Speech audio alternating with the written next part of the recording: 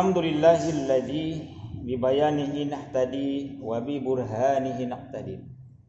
Nahmadullaha wa nashkuru ala fadli zahiri wal khafi. Asyhadu an la ilaha illallah wahdahu la syarika lah wa asyhadu anna Muhammadan abduhu rasul. Allahumma shalli wa sallim ala nabiyil karim wa ala alihi wa sahabatihi ajma'in, amma ba'du.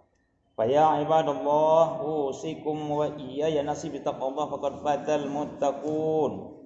Qala ta'ala fil kitabil aziz, a'udzu billahi minasyaitonir rajim. Bismillahirrahmanirrahim. Subhanalladzi asra bi 'abdihi lailan minal masjidil harami ilal masjidil aqsa alladzi barakna haulahu linuriyahu min ayatina innahu huwas samiul basir. Shadaqallahul azim. Kaum muslimin yang salat Jumat yang dimuliakan oleh Allah Subhanahu wa taala, pertama-tama marilah kita panjatkan puji dan syukur kehadiran Allah. Karena dengan nikmatnya kita dapat berkumpul di Masjid Darussalam ini, Jalan Bunga Raya, pada tanggal 30 Syawal 1442 Hijriah atau bertepatan pada tanggal 11 Juni 2021 Masehi. Kaum muslimin sang Jumat yang dimuliakan oleh Allah Subhanahu wa taala. Yang kedua, selawat beriring salam selalu kita curahkan kepada Nabi besar Muhammad sallallahu alaihi wasallam, Nabi akhirul zaman. Tidak ada lagi nabi setelah beliau. Kaum muslimin, luar biasa kasih Allah. Kaum muslimin, kita dapat berkumpul di masjid yang mulia ini. Kalau kita hitung nikmat Allah, luar biasa. Khairun nasi man tala umruhu wa sunna amaluhu. Manusia yang baik kata Rasulullah, panjang umurnya, bagus perbuatannya. Semoga kita menjadi hamba-hamba yang selalu bersyukur akan nikmat Allah. Amin ya rabbal alamin. Kaum muslimin tanggal Jumat yang dimuliakan oleh Allah Subhanahu wa taala. Kalau saya bacakan ayat tadi, pasti seakan-akan kita berada di bulan Rajab yang kemarin. Memang tidak salah, akan tetapi peristiwa demi peristiwa perlu kita pelajarin kaum muslimin sehingga kita tidak tergantung dengan bulan. Karena makna daripada Al-Qur'an sangat luas, potensinya keberadaan dimanapun kita dengan situasi dan kondisi. Kaum muslimin yang salat Jumat yang dimuliakan oleh Allah Subhanahu wa taala. Kenapa kaum muslimin? Allah ketika memberangkatkan Rasulullah dari Masjidil Haram ke Masjidil Aqsa, disinggahkan sebentar lalu naik ke langit. Apa maksudnya? Supaya kaum muslimin, Allah menyuruh kita untuk selalu peduli ke Masjidil Aqsa, ke Palestina sana.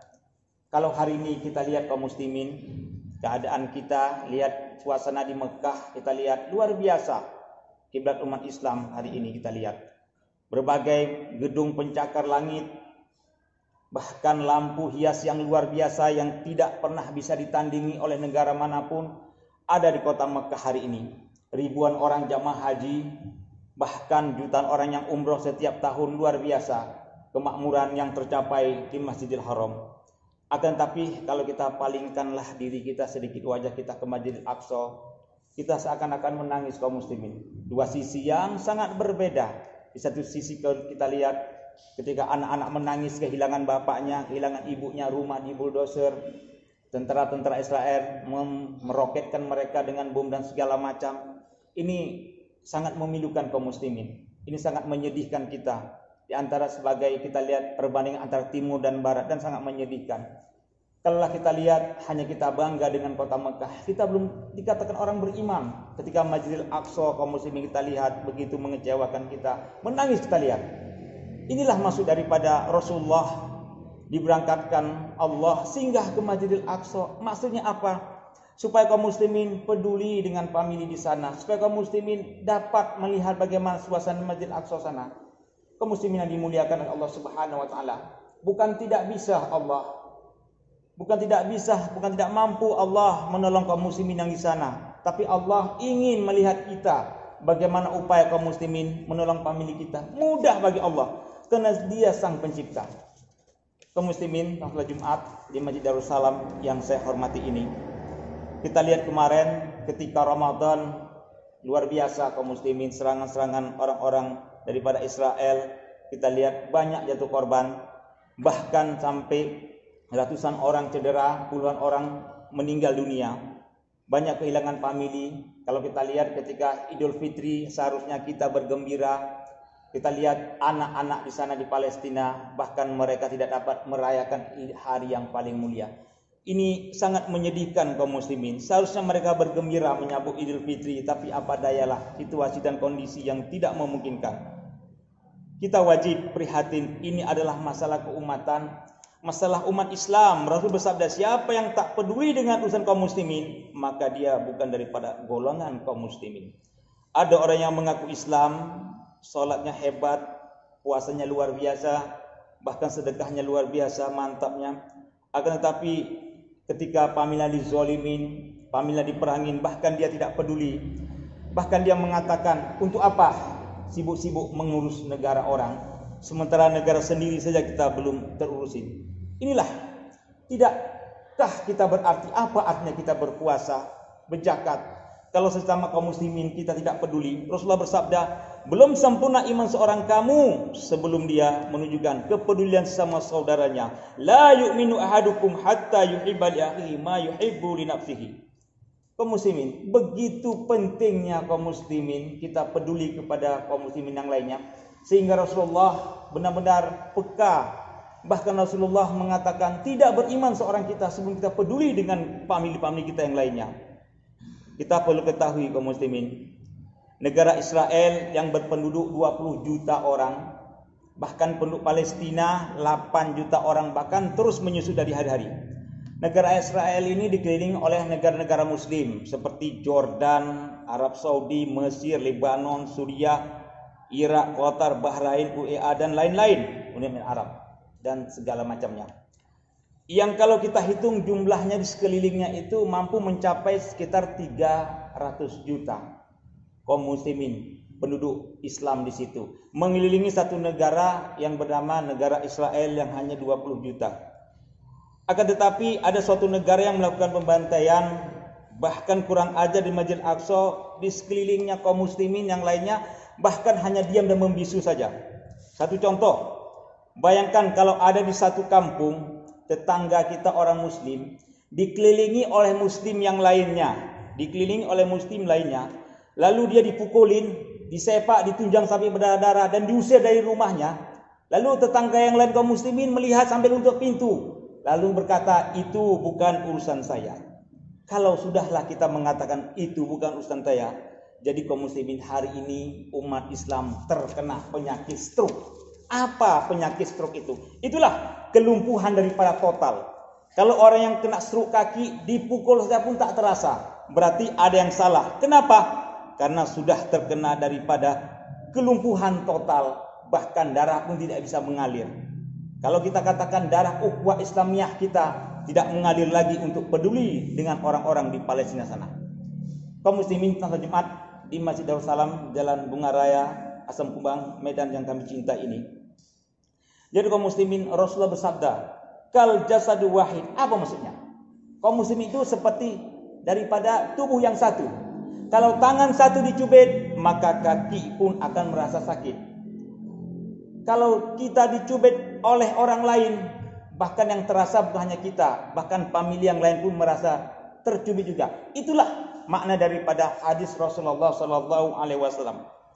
Ketika kaum muslimin, Perdana Menteri Israel pada tahun 1974 yang bernama Golden Meir mengatakan, ketika itu membakar Masjid Al-Aqsa malam itu, kami tidak bisa tidur malam itu. Kenapa? Kami takut kaum muslimin akan datang dari negara-negara Arab, dari penjuru semua akan menyerang kami yang sedikit itu.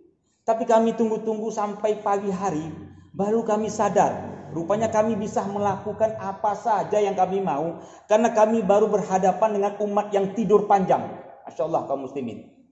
Ini menjadi pelajaran bagi kita, menjadi fenomena kita. Betulkah umat Islam hari ini sudah lumpuh? Perlu kita ketahui kaum muslimin, kenapa kita orang Indonesia harus membela Palestina?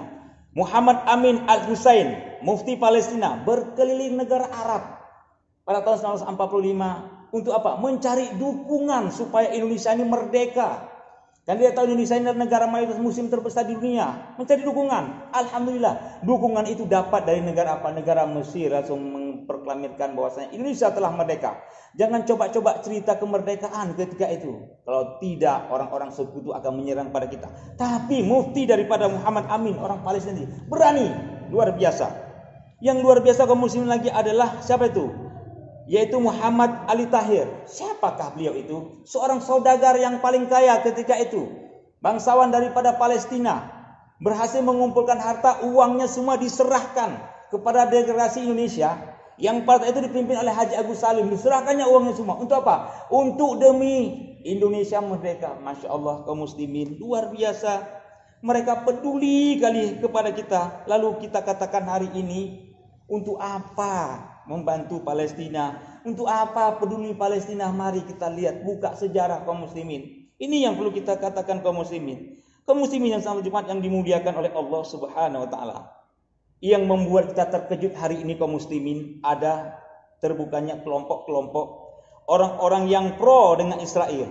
Padahal mau dibolak-balik apapun negara ini, tak pernah ada hubungan yang resmi dengan Israel. Hari ini kaum muslimin, ironisnya, orang-orang munafik itu mereka mati-matian membela daripada orang-orang Israel. Mereka bahkan berdialog dengan tentara Israel seakan-akan tidak masalah, seakan-akan Israel ini adalah orang-orang baik.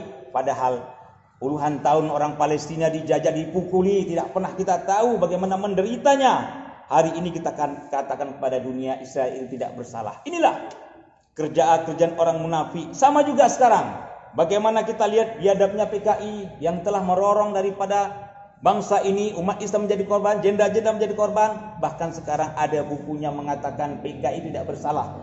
Bahkan bisa dibuka di semua daripada media sosial yang mengatakan PKI tidak bersalah. Inilah yang bahayanya, membolak-balikkan fakta kaum muslimin yang dimuliakan oleh Allah Subhanahu wa taala. Kita lengah. Bahkan mereka mencoba mempengaruhi generasi kita, mencoba memutarbalikkan fakta. Bahkan kita sekarang masih sibuk masalah khilafiyah. Itu yang belum siap daripada diri kita. Sementara mereka sudah mencoba membolak-balikkan fakta daripada kenyataan. Kaum muslimin Jumat yang dimuliakan oleh Allah Subhanahu wa taala. Yang anehnya kaum muslimin, mereka bisa menuduh seorang daripada ustaz atau dai yang berhasil mengumpulkan donasi 30 miliar hanya dalam waktu seminggu. Masya Allah, luar biasa.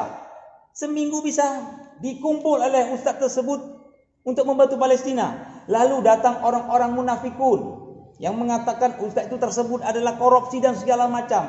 Yang ironisnya yang mengatakan begini bukan orang kafir atau orang di luar Islam, tapi orang-orang munafik yang coba terus menghantam Islam dari belakang. Ini yang perlu kita ketahui. Ketika kita semakin soleh, mereka bilang kita fanatik dan radikal. Untuk membuat kita semakin takut bagaimana memamparkan kesolehan kita.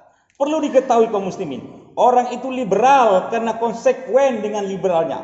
Orang itu preman karena istiqomah dengan premannya. Mana hari ini orang-orang yang soleh dengan istiqomahannya? Mana hari ini orang yang soleh yang berani mengatakan kesalahan itu adalah resiko apapun mereka hadapi?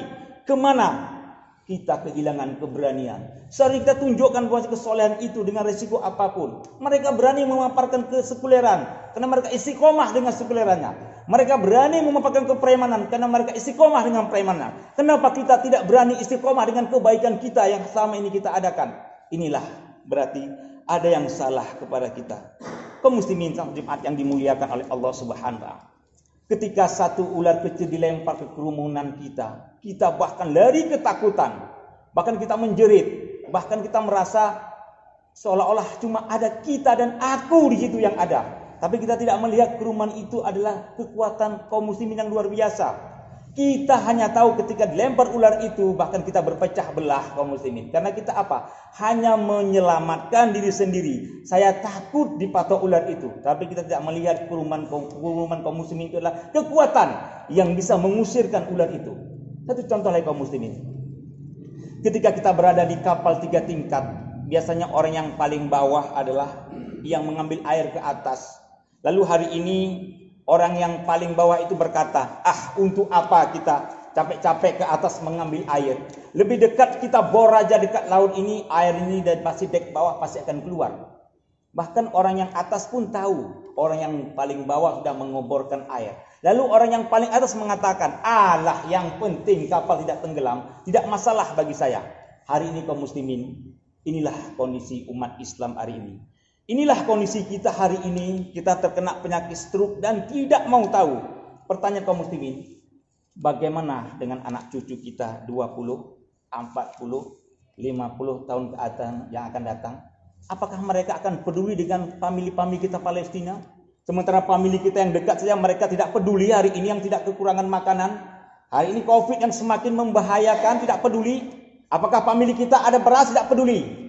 Yang penting saya dengan keluarga saya pakai masker, istri saya aman, anak saya sehat. Mau tidak tahu masa bodoh dengan orang lain. Inilah kita yang menjadi penipu agama. Kaum muslimin sang jemaat yang dimuliakan oleh Allah Subhanahu wa taala. Akan datang nanti satu masa kaum muslimin, itu akan pasti terjadi, dan ini masa ini sudah di depan kita, dan saya sangat khawatir akan sampai masa masjid berdiri begitu megah, akan tetapi kaum muslimin, orang-orang di sekelilingnya tidak mencintai masjid itu lagi. Akan datang nanti pada masanya kaum muslimin, ulama-ulama yang istiqomah, yang peka dengan kaum muslimin, yang betul-betul memperdalamkan hadis Al-Quran dan hadis Rasulullah SAW dan Al-Quran, bahkan menjadi orang ejaan, bahkan menjadi orang cacian, bahkan menjadi orang tertawaan. Akan datang kaum muslimin nanti satu masa ketika kita ingin melaksanakan fardu kifayah, kita panggil kaum muslimin di sekeliling kita, mereka mengatakan itu bukan urusan saya. Masya Allah kaum muslimin, salat Jumat yang dimuliakan oleh Allah Subhanahu wa taala. Apa yang diprediksikan Rasulullah benar-benar terjadi 1400 tahun yang lamanya. Beliau mengatakan umat Islam ini banyak, tapi laksana buih di lautan, mampu diombang-ambing oleh orang-orang yang sedikit. Hari ini kita menyatakan, kita hari ini tidak bangga dengan Islam. Hari ini kita tidak bangga berbusana muslim, malu kita diteror orang-orang. Hari ini kita tidak bangga berbicara dengan Islam. Akan sampai masanya nanti kaum muslimin, kita sendiri tidak berani lagi bicara Islam. Inilah yang ditakutkan oleh Rasulullah SAW. Kaum muslimin salat Jumat yang dimuliakan oleh Allah Subhanahu wa taala. Semoga kaum muslimin, apa yang telah saya sampaikan tadi menjadi renungan bagi kita. Semoga kita dekatkan kepada Allah dan Rasul-Nya. Bimbinglah anak-anak kita dengan agama Islam yang benar. Ajarkan mereka kelurusan. Semoga mereka menjadi pewaris kita, pewaris para ulama yang akan menyelamatkan negara dan bangsa ini, yang akan menyelamatkan masjid ini dari dorongan orang-orang yang komunis, orang-orang liberal, orang sekuler, orang munafik yang setiap tahun terus bergantayangan untuk menghancurkan daripada agama Islam ini. Barakallahu li wa lakum bima fihi min ayati wa dzikril hakim wa taqabbal minni tilawatahu innahu huwas samiul alim.